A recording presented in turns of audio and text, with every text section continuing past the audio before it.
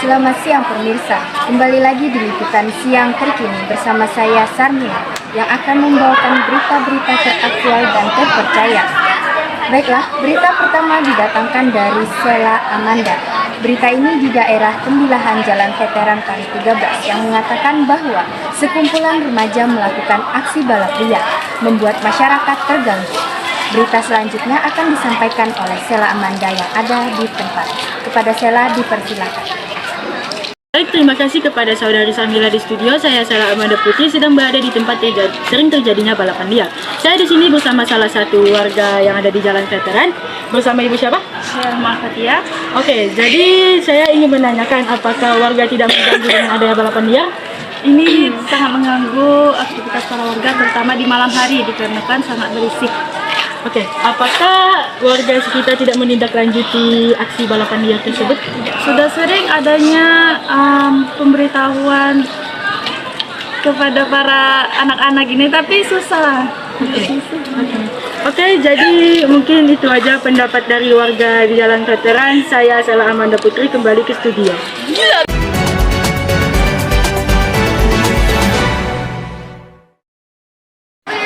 Baiklah, kita lanjut kepada berita yang kedua. Berita tenggelamnya harga pinang membuat petani pinang bingung memikirkan bagaimana cara memanfaatkan pinang agar pinang tidak menjadi limbah yang sia-sia. Masyarakat memunculkan inovasi baru, yaitu menjadikan pinang sebagai jus atau sebagai jamu untuk menaikkan kembali harganya menjadi lebih normal. Kepada Ahmad Fajarudin yang telah berada di tempat dan mewawancarai salah satu masyarakat, kepada Ahmad dipersilahkan. Saya berkesempatan mewawancarai salah satu warga lokal di Desa Teluk Jambang yang menjadi penjual jus pinang muda. Dan ini akan menjadi harapan bagi para petani pinang.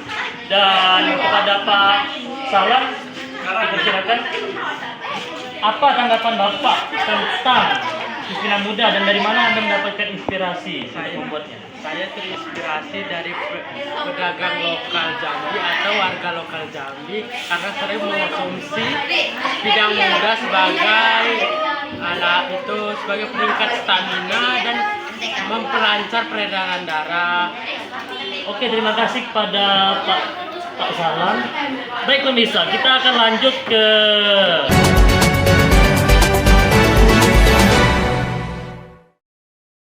Baiklah, kita lanjut kepada berita yang ketiga. Berita didatangkan dari daerah Rengat yang dimana jalannya terputus total akibat longsor yang terjadi di daerah tersebut dan jalan dialihkan ke daerah Simpang Granit.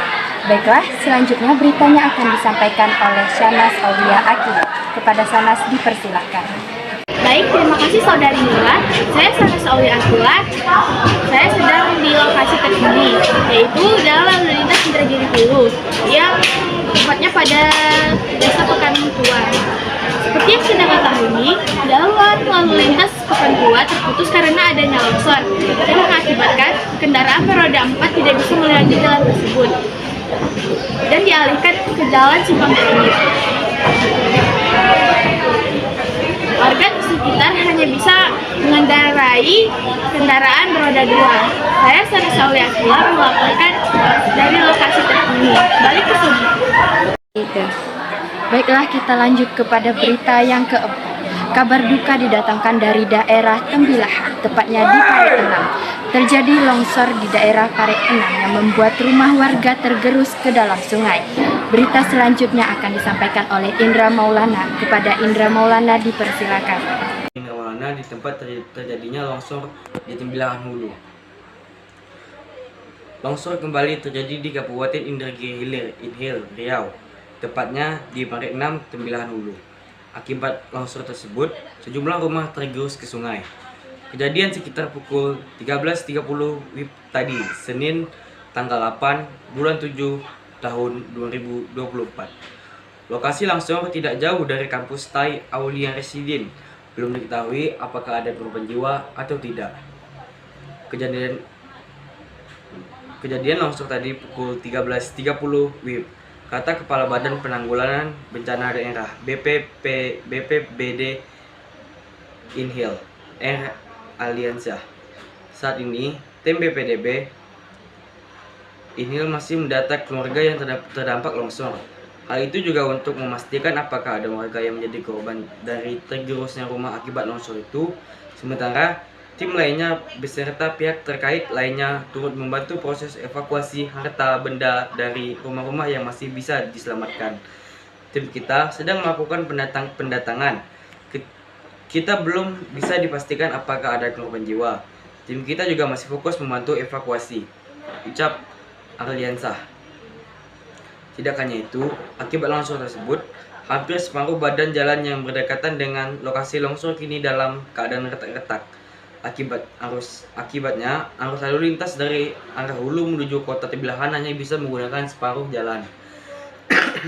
Karena kondisi jalan retak-retak, hampir separuh jalan, makanya hanya sebagian jalan bisa digunakan, apalagi lokasi jalan berdekatan dengan lokasi longsor. Papar Arliansah.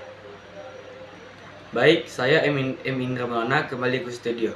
Terima kasih. Kata yang telah disampaikan oleh Indra Maulana yang sekaligus menutup perjumpaan kita pada acara liputan siang kali ini.